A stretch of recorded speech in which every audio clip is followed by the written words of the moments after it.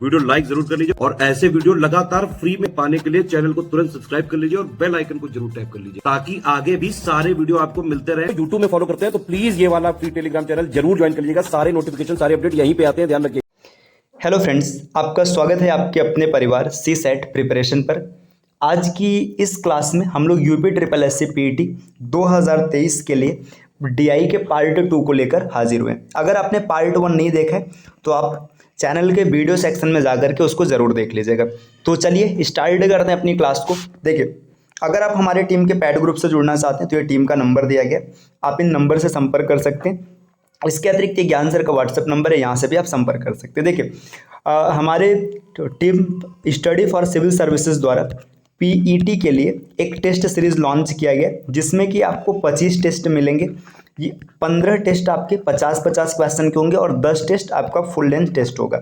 ये latest syllabus जो कि आपके सिलेबस के 15 टॉपिक है उनके आधार पर डिज़ाइन किया गया है और साथ ही रैंकिंग सिस्टम की भी व्यवस्था आपको मिलेगी, तो आप अपने रैंक को भी चेक कर सकते हैं कि हम अभी कहाँ पर लाई कर रहे हैं। ठीक, तो चलिए स्टार्ट करते हैं क्लास। देखिए, आज की क्लास में ये जितने भी क्वेश्चंस लिए गए सब 16 अक्टूबर 2022 को जो पेट का पेपर हुआ था, है ना, उसमें डीआई के क्वेश्चन को रखा गया है ना। और पेट के एग्जाम में डीआई का क्या महत्व है ये आपको अच्छे से पता है, मुझे एक्सप्लेन करने की ज़रूरत नहीं है। तो चलिए स्टार्ट करते हैं। आज की क्लास का मुख्य उद्देश्य आपको ये सिखाना है कि डीआई के प्रश्नों को कैसे टैकल करना है। ठीक, और साथ ही आप हमारे टेस्ट सीरीज़ को ज़रूर परचेस कीजिएगा, वहाँ पे आप टेस्ट दीजिएगा और जो चीज़ें आपको नहीं आती अगर आपको क्लास में प्रैक्टिस करना है तो आप यहाँ से प्रैक्टिस कर सकते हैं। तो चलिए स्टार्ट करते हैं। देखिए, निम्न तालिका एक परीक्षा में 7 छात्रों द्वारा अलग अलग 6 विषयों में प्राप्त अंकों के प्रतिशत को दर्शाती है। आंकड़ों को सावधानीपूर्वक पढ़िए एवं प्रश्नों के उत्तर दीजिए। ठीक, यहाँ पर विद्यार्थियों का नाम दिया गया अंकित, ब्रिजेश, चिराग, दिव्येश, एहान, फारूक, गौतम। यहाँ पर इनके विषय दिए गए इतिहास, गणित, अंग्रेजी, जीव विज्ञान, हिंदी, कंप्यूटर। ये इसका पूर्णांक है और साथ में नीचे प्राप्तांक का परसेंट दिया। अगर इस चार्ट को आप देखेंगे तो एकदम नॉर्मल चार्ट है, तो इसको डिकोड करने की कोई विशेष जरूरत नहीं है। चलिए अब सीधा प्रश्नों पर आते हैं हम लोग। पहला प्रश्न आपके सामने दिया है, अंग्रेजी में सभी 7 छात्रों द्वारा प्राप्त लगभग औसत अंक कितने हैं। मतलब अंग्रेजी में ना जो 7 छात्र हैं उनके एवरेज मार्क्स कितने, आपको ये कैलकुलेट करना है। तो देखिए, यहाँ पे इंग्लिश सेक्शन को देखेंगे तो इंग्लिश सेक्शन ये है ना, यहाँ पे इंग्लिश का सेक्शन है। अब यहाँ पे जो 7 स्टूडेंट्स हैं इनका एवरेज कितना है। देखिए, इसको करने का ना 2 तरीका है। या तो आप इनका डायरेक्ट पहले मार्क्स निकाले। देखिए, ये 50% नंबर मिला है अंकित को, तो 50% मतलब 60 नंबर मिला होगा 120 का। 85% मिला है इसको, तो 85% जब आप इसको कैलकुलेट करेंगे तो आपको मिलेगा 102 नंबर। एक तरीका तो ये है कि नंबर निकाल करके आप इनको जोड़ करके 7 से भाग दे लीजिए क्योंकि 7 विद्यार्थी। दूसरा तरीका देखिए, जब कभी भी ना ऐसे कैलकुलेशन में आपका बेस सेम रहता है, बेस मतलब जो आपका हर बनेगा अगर वो सेम है सबके साथ, तो आपको क्या करना है, आपको डायरेक्ट कैलकुलेशन करना है, आपको कोई वैल्यू नहीं कैलकुलेट करनी। देखिए, यहाँ पे ना आप जो परसेंट दिया, परसेंट को ही आप सीधा सीधा जोड़ दीजिए। तो जब इन सबको आप जोड़ेंगे ना, देखिए ये आपका 50, ठीक है, 50 में 80, तो मैं इसको अपने तरीके से जोड़ दे रहा हूँ। देखिए 5, 8, 13, 13, 7, 20, 20 और 6, 26, 26 और 9, 35, 35 और 8, 35 और 8 की अगर बात करेंगे 43, 43 और 8 51, है ना। 51 मतलब 510 मिला। और देखिए 5 और 5 10, 10 यहाँ से मिल गया। देखिए, जो 520% है ये 7 लोगों को मिला है ना। 7 लोगों को 520% मिला है, तो 1 लोगों को कितना मिलेगा, आप यहाँ पे 7 से भाग कर लेंगे। अब इतना परसेंट जो है ना 520/7, ये परसेंट निकाल लीजिएगा 120 का। अब ये कैलकुलेट कर लेंगे, जो नंबर आएगा वही आपका बिल्कुल सही होगा। तो यहाँ पे 2 0 से 2 0 कट गया, है ना। देखिए, अब यहाँ पे 7 से काटेंगे तो 7 सते 49, 3 बचे, 7 चौका 28, है ना। ये मल्टीप्लाई अगर कराएंगे ना 7.4 × 12 तो 12 सते 84, ठीक है, और प्लस में 12 चौका 48, 4.8। तो अप्रॉक्सीमेट अगर आप इसको देखेंगे तो 84, 4, 88 और 8, 88.8 मतलब 89 के आसपास जो ऑप्शन होगा बिल्कुल सही होगा। तो चलिए देख लेते हैं 89 किस ऑप्शन में। तो 89 आपका ऑप्शन नंबर ये सी है। ठीक है, यहाँ पे देखिए हल्का सा ऑप्शन ढका हुआ है, तो ये 89 है यहाँ पे। तो ये ऑप्शन नंबर सी इसका बिल्कुल सही हो जाएगा। ये जिस भी विद्यार्थी का पेपर है इसने ये गलत आंसर टिक किया, 75 नहीं होगा 89 आएगा। ठीक, चलिए आते हैं अगले प्रश्न पर। अगला प्रश्न आपसे क्या पूछा है, अगला प्रश्न ये पूछ रहे हैं कि सभी 6 विषयों में एहान द्वारा प्राप्त कुल अंक कितने हैं। तो एहान ने 6 विषय में कितना नंबर प्राप्त किया ये आपको कैलकुलेट करना है। तो आते हैं एहान पर। देखिए एहान का डेटा ये रहा, ये है एहान के मार्क्स, है ना। एहान के मार्क्स से। अब इसमें क्या करना है, आपको डायरेक्ट परसेंट निकालना है। देखिए एहान को इतिहास में 90% मार्क्स मिला है, तो 150 का 90% 135 हो जाएगा, है ना। ये कैसे निकालना है ये मैं आपको अगली वीडियो में डीआई का बेसिक जब लेकर आऊँगा तो आपको सिखा दूंगा। अभी फिलहाल में हम लोग प्रीवियस ईयर क्वेश्चंस को टैकल कर रहे हैं। देखिए 130 का 50% निकालेंगे, मतलब आधा, तो ये 65 मिल जाएगा, ठीक। फिर 120 का 90% निकालेंगे, देखिए तो 12 9 108 नंबर हो जाएगा इसका। 100 का 60% मतलब 60 नंबर हो जाएगा। 60 का 70% 42 नंबर हो जाएगा। और 40 का 80% 32 नंबर हो जाएगा।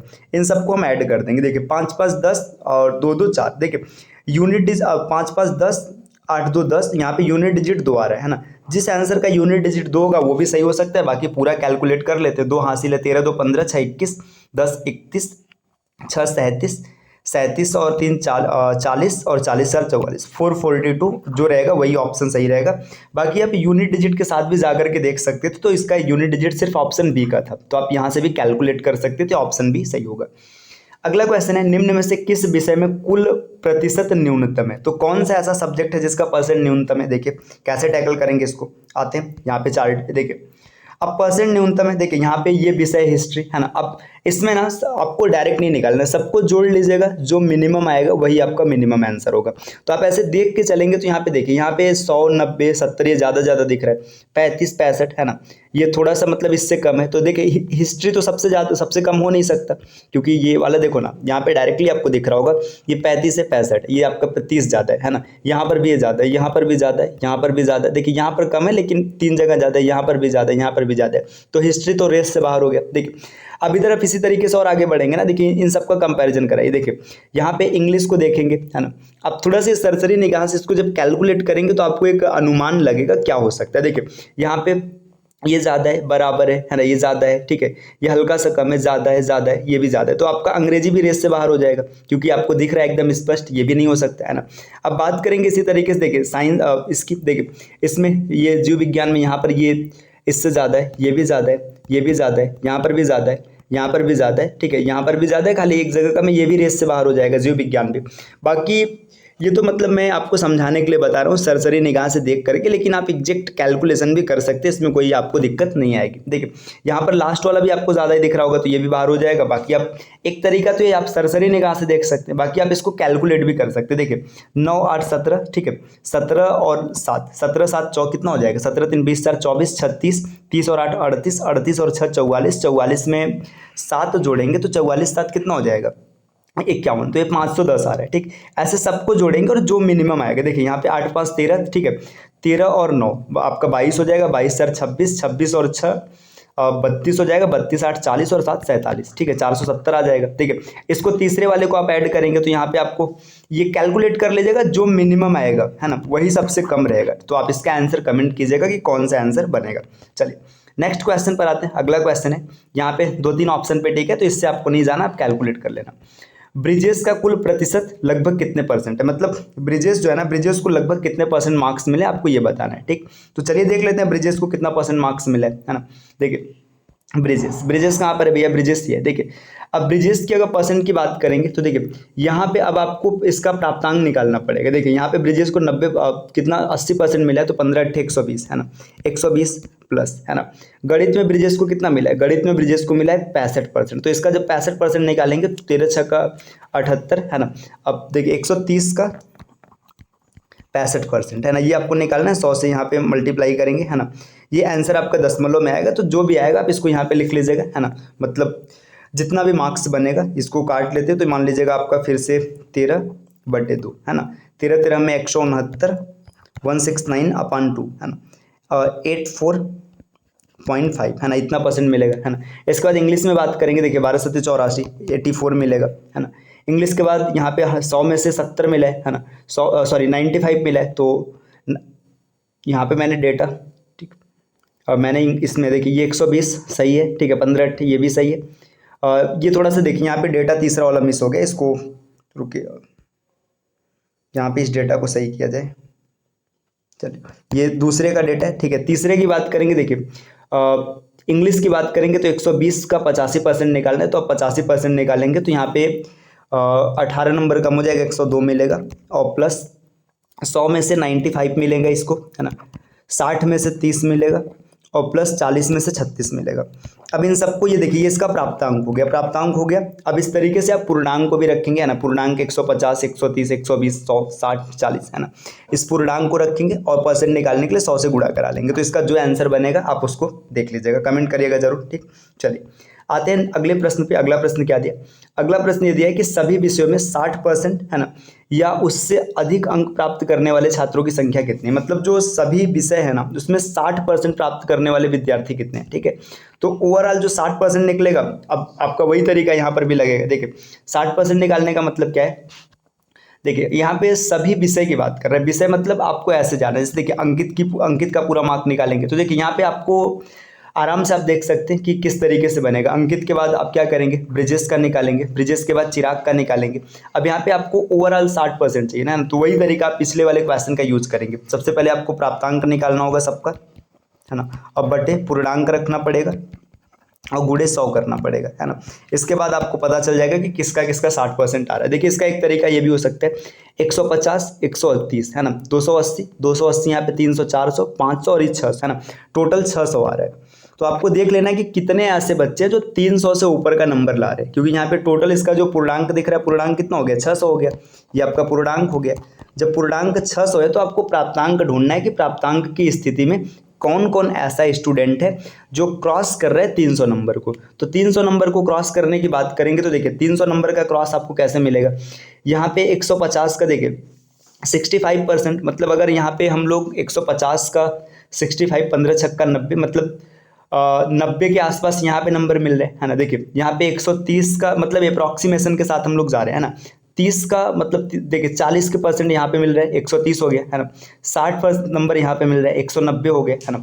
70 नंबर यहाँ पे मिल रहा है, 260 हो गया। और इसके बाद अगर इसमें देखेंगे ना, देखिए इसमें देखेंगे तो ये कितना हो जाएगा, 8 से 48, है ना। तो यहाँ पे देखिए ये 300 क्रॉस कर जाएगा, ये क्रॉस कर जाएगा, अप्रॉक्सीमेशन के साथ खेला गया, है ना। तो इस तरीके से देखिए इसके परसेंट तो इससे ज़्यादा ही दिख रहे हैं, तो ये भी क्रॉस कर लेगा, है ना। तो इस तरीके से आपको अप्रॉक्सीमेशन के साथ जाना है और अप्रॉक्सीमेशन के साथ जाकर के आप आराम से इसको कैलकुलेट कर लेंगे। चलिए आते हैं अगले प्रश्न पर। देखिए तो यहाँ पे आप इसको क्लियर कर लीजिएगा, है ना। आगे बढ़ते हैं। देखिए अब यहाँ पे सेकंड DI, देखिए पहली DI हम लोगों ने डन कर लिया, इसमें ये कैलकुलेशन थोड़ी सी ज़्यादा थी। अब सेकंड DI क्या पूछा जा रहा है, निम्न तालिका का सावधानीपूर्वक अध्ययन कीजिए और प्रश्नों का उत्तर दीजिए। पूर्व के वर्षों में कंपनी X द्वारा निर्मित हजारों में 5 प्रकार की कार ABCDE की संख्या के आंकड़ों को दिया गया, है ना। मतलब ये जो ईयर है ना 2016, 17, 18, 19, 20, 21, यहाँ पे एक कार मतलब कार का प्रकार A है ना। 2016 में कंपनी ने 230 और इसमें 1000 लगाना है, मतलब 3 जीरो और बढ़ा देंगे, इतना कार बनाया था। तो ये आपको आंकड़ा दिया है। अब इससे रिलेटेड कुछ ना कुछ प्रश्न होगा। देखिए पहला प्रश्न यहाँ पर है, वर्ष 2016 से 2021 तक कार ए के उत्पादन में अनुमानित वृद्धि प्रतिशत क्या है। मतलब 16 से 21 में कितना वृद्धि हुआ। देखिए अब ए की बात करेंगे तो ए ने 16 में जो कार प्रोडक्ट किया है, इसको थोड़ा सा और ऊपर लेते हैं ताकि दोनों दिखता रहे। देखिए यहाँ पे देखिए ए की अगर बात करेंगे तो देखिए 2016 में ए ने कितना कार बनाया था, 230 कार बनाया था। अब यहाँ पे 1000 है तो 1000 के लिए आप ये लिखो या फिर मत लिखो, कोई फर्क नहीं, ठीक। देखिए 2021 में इसने कितना कार बनाया, 255 कार बनाया, है ना। ग्रोथ कितने का हुआ है, ग्रोथ हुआ है 25 कार का, 25 मतलब 25,000 का, बाकी वो 1000 से तो 1000 कट ही जाएगा।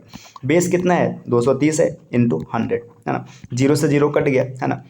अब देखिए यहाँ पे अगर इसको हम लोग देखेंगे तो ये 23 से भाग करेंगे ना तो ये अप्रॉक्सीमेट बहुत हल्का सा आगे जाएगा, बहुत हल्का सा। देखिए सबसे पहले तो इसका अंश बड़ा है तो ये ऑप्शन तो हो ही नहीं सकता, है ना।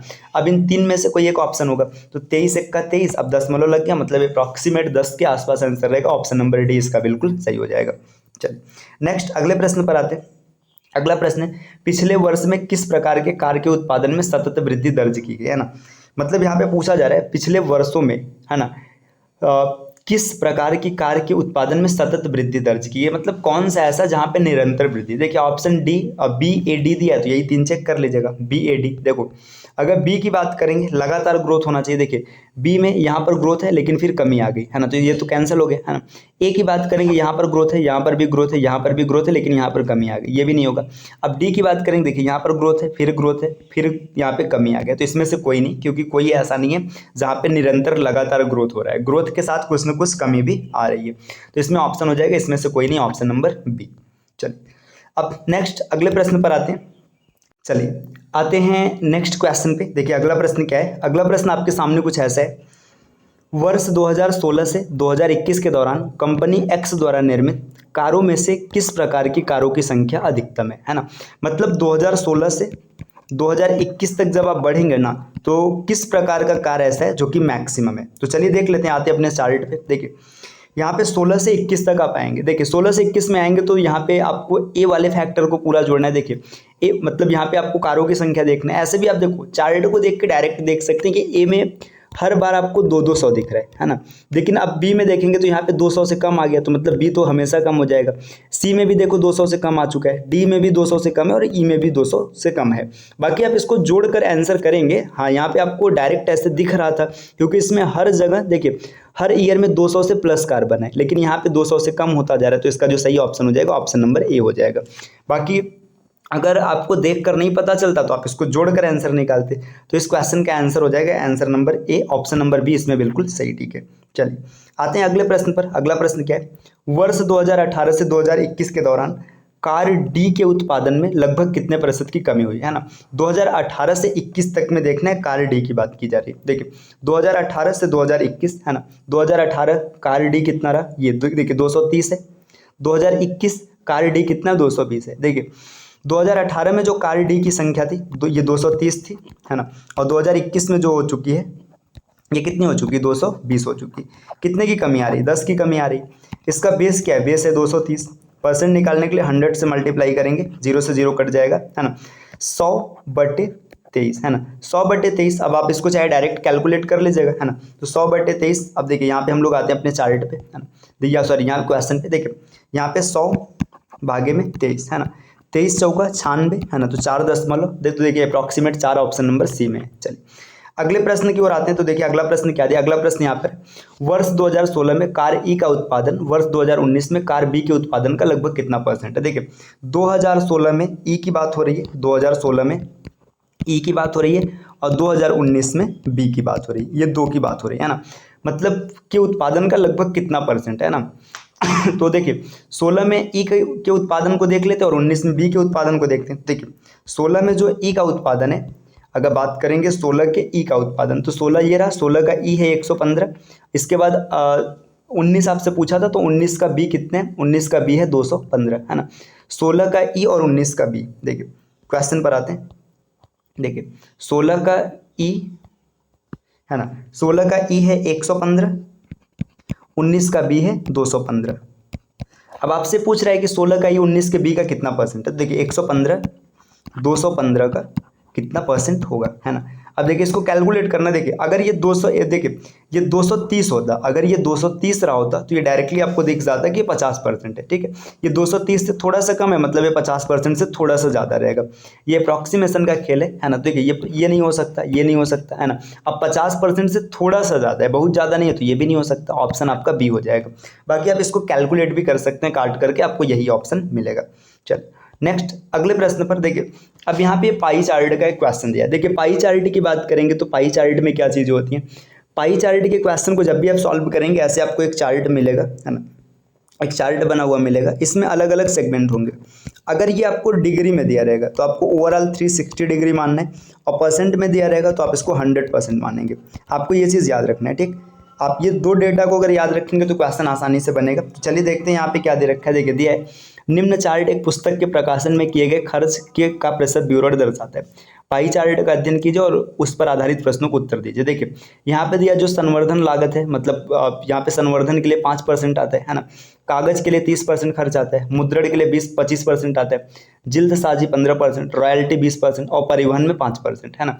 तो इसमें जितने भी परसेंट का खर्च है यहाँ पे एकदम स्पष्ट दे रखा है। अब आपसे क्वेश्चन क्या पूछा है, पहला क्वेश्चन है संवर्धन लागत पर किए गए खर्च के अनुरूप खंड सेक्टर का केंद्रीय कोड कितना। देखिए संवर्धन पर 5% है तो 5% का केंद्रीय कोड पूछ रहा है। देखिए जब कभी भी डिग्री से कोड या कोड से डिग्री में बदलना होगा तो 18/5 या 5/18 है ना, ये फैक्टर बस आपको याद रखना है। ठीक, देखिए अगर आप कभी भी ना परसेंट से चल रहे हैं और आपको अंश में आना है ना, तो आप हमेशा मल्टीप्लाई कराएंगे 18/5 से है ना। और अगर आप अंश से चल रहे हैं और आपको परसेंट में आना है तो आप 5/18 से मल्टीप्लाई कराएंगे। तो 5% है, इसका 18/5 से मल्टीप्लाई करा देंगे, 5 से 5 कट जाएगा, आंसर आ जाएगा 18 डिग्री।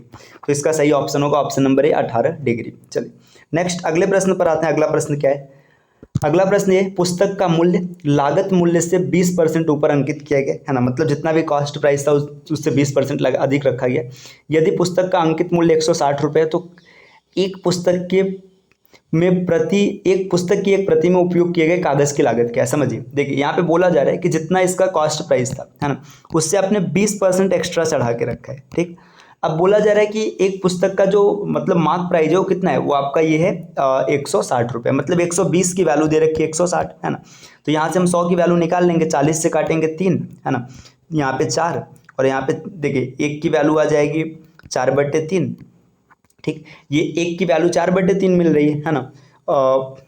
इसके बाद जब ये 1 की वैल्यू इतनी मिल गई 4/3, तो यहाँ पे आप 100 की वैल्यू निकाल लेंगे। 100 की वैल्यू 400/3, है ना। रुकिए, यहाँ पे कुछ चीज़ें उल्टी हो गई लगता है। देखिए यहाँ पे किताब मान लीजिए 100 रुपये का था, इसका CP 100 रुपये है ना। इसका मार्क प्राइस कितना है, 120 रुपये हो गया, 20% एक्स्ट्रा है। 120 की वैल्यू दे रखी है 160, है ना।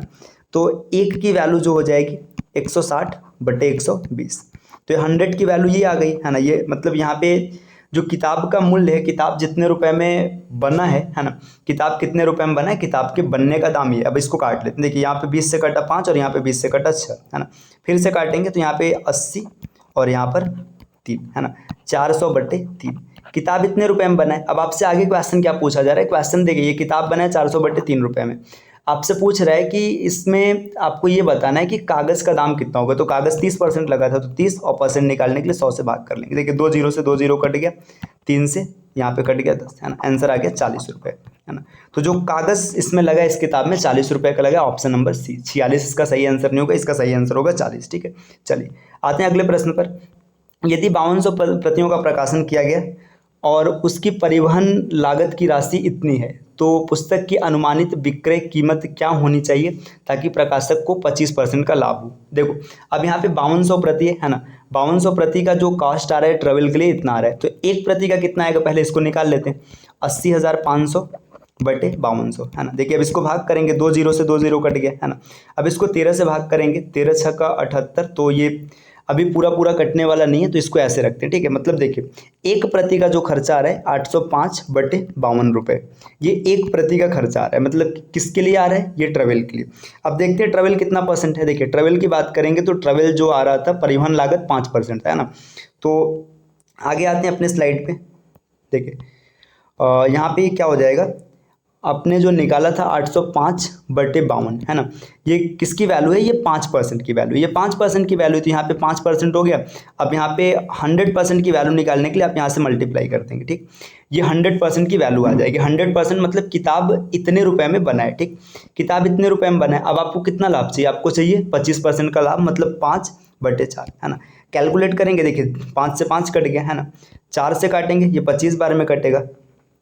ठीक, अब इसके बाद ना इसको कैलकुलेट कर लिया जाएगा। इसको कैलकुलेट कर लेंगे, 805 गुणे 25, है ना, और बटे में यहाँ पे देखिए इसको जब काटेंगे तो ये 52 है ना। 25 दूना 50, है ना। इसके बाद दशमलव लगेगा, है ना। अब दशमलव लगाएंगे तो यहाँ पे क्या हो जाएगा, देखिए ये आप 0.08, है ना। अब इसको भाग देंगे तो देखिए यहाँ पे अप्रॉक्सीमेट ना लगभग आपको ये दिख रहा होगा एकदम स्पष्ट कि 400 के आसपास की वैल्यू मिलेगी, है ना। 400 के एकदम एग्जैक्ट आसपास की वैल्यू मिलेगी। तो इसका एग्जैक्ट डेटा जो रहेगा आप इसको कैलकुलेट कर लेना। आगे है अगला प्रश्न। देखिए अगले प्रश्न की बात करते हैं तो अगला प्रश्न यहाँ पे क्या दिया है, पुस्तक की रॉयल्टी मुद्रण लागत से कितने प्रतिशत कम है ना। देखो यहाँ पे रॉयल्टी प्रिंटिंग से कितना कम है आपसे पूछा जा रहा है। तो रॉयल्टी और मुद्रण की बात करते हैं। देखिए रॉयल्टी है 20%, है ना, और मुद्रण कितना है? आपका मुद्रण है 25%, है ना। देखिए आते हैं इसमें। देखिए आपसे पूछा है कि रॉयल्टी मुद्रण से कितना परसेंट है। रॉयल्टी है 20, मुद्रण है 25, है ना। तो मुद्रण से 5 कम है। देखिए रॉयल्टी जो है, पुस्तक की रॉयल्टी मुद्रण लागत से कितने परसेंट कम है? तो देखिए यहाँ पे रॉयल्टी से 5 कम है ना। और इसका बेस किसको रखा गया? इसका बेस रखा गया 25 को, है ना। अब इसको काटेंगे तो 1/5 आ जाएगा। 1/5 का मतलब होता है 20%, ऑप्शन नंबर बी, है ना। क्योंकि इससे कम है तो इसीलिए बेस हमने इसको माना है ना। चलिए आते हैं अगले स्लाइड पर। ठीक, तो देखिए अगले स्लाइड पे एक क्वेश्चन, इसको पढ़ लीजिएगा, आप इसको टैकल कर लीजिएगा। नेक्स्ट देखिए यहाँ पर अब आपके सामने यहाँ पे लाइन ग्राफ का एक क्वेश्चन दिया है ना, यहाँ पे देखिए लाइन बना हुआ है। अब इन लाइन को पढ़िएगा है ना, और इसको ट्राई कीजिएगा कि आपका आंसर क्या आता है, आप इसको कमेंट कीजिएगा। तो आज की ये क्लास रही, वीडियो ज़्यादा लंबी ना खींचे, इसलिए मैं इसको यहीं पर स्टॉप करता हूँ। ठीक, देखिए अभी हम लोगों ने क्या किया है कि जो प्रीवियस ईयर के डीआई के क्वेश्चन थे उसको टैकल किया। ठीक, अब आगे से ना हम लोग एक क्लास को स्टार्ट करेंगे जिसमें डीआई के क्लास को कंटिन्यू किया जाएगा। तो चलिए मिलते हैं आपसे नेक्स्ट क्लास में कुछ नए इन्फॉर्मेशन के साथ। तब तक के लिए take care, bye bye and thank you.